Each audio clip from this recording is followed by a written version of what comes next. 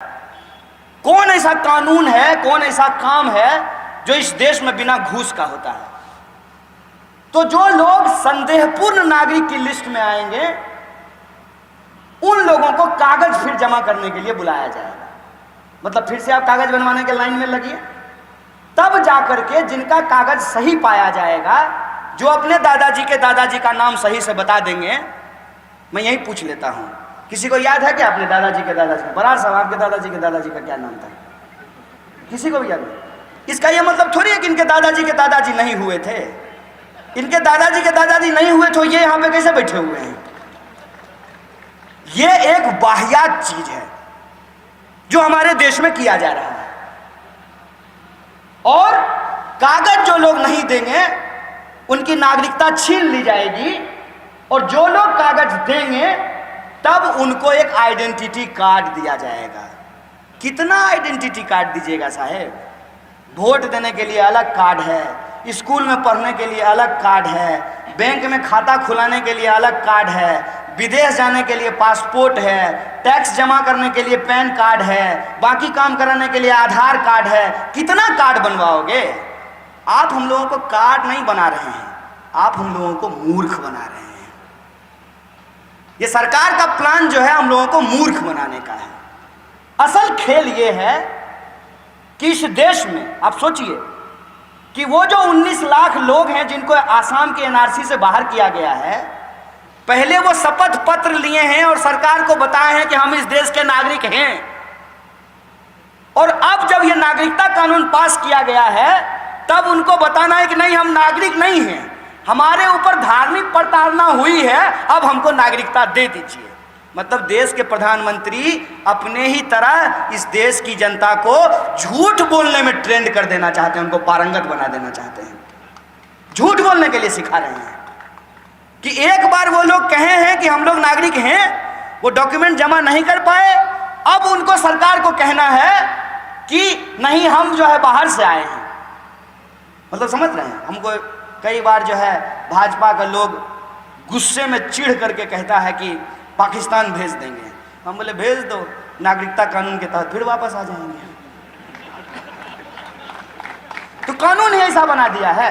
मेरा नाम कन्हैया है, इसका कोई लॉजिक नहीं है, इसके पीछे कोई तर्क नहीं है, सिवाय इसके कि ये घुसपैठियों की पहचान नहीं करना चाहते हैं। अपने ही देश को घुसपैठिया बना करके उनका जो धन संपदा है, उनकी जो जमीन है, उसको वो कब्जा कर लेना चाहते हैं।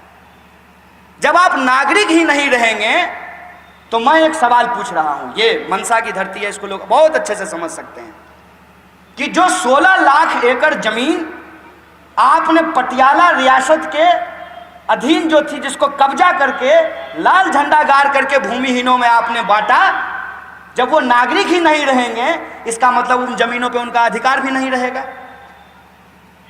आपकी जमीन कब्जा करने के लिए आपसे आपका पहचान छीना जा रहा है। और कागज नहीं है, या कागज में आपके नाम का स्पेलिंग ठीक नहीं है, तो एक कागज का टुकड़ा यह तय करेगा कि आप भारतीय हैं कि नहीं हैं। और कागज की स्थिति क्या है? मैं अपना उदाहरण देता हूं। मेरे सर्टिफिकेट पे मेरे पिताजी का नाम JAI है और मेरे भाई के सर्टिफिकेट पे नाम है JAY। बाप तो एक ही है ना। I और Y के स्पेलिंग के चलते मेरा बाप अलग अलग है, ऐसा तो नहीं है।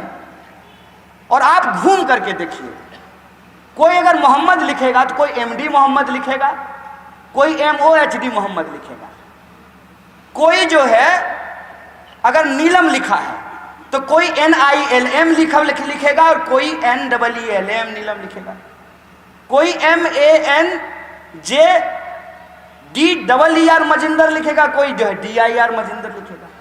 ये जो अंतर होता है, इस अंतर के चलते इस देश की हकीकत यह है कि देश के जो गरीब मजदूर हैं उनका 40,000 करोड़ रुपया PF अकाउंट में पड़ा हुआ है।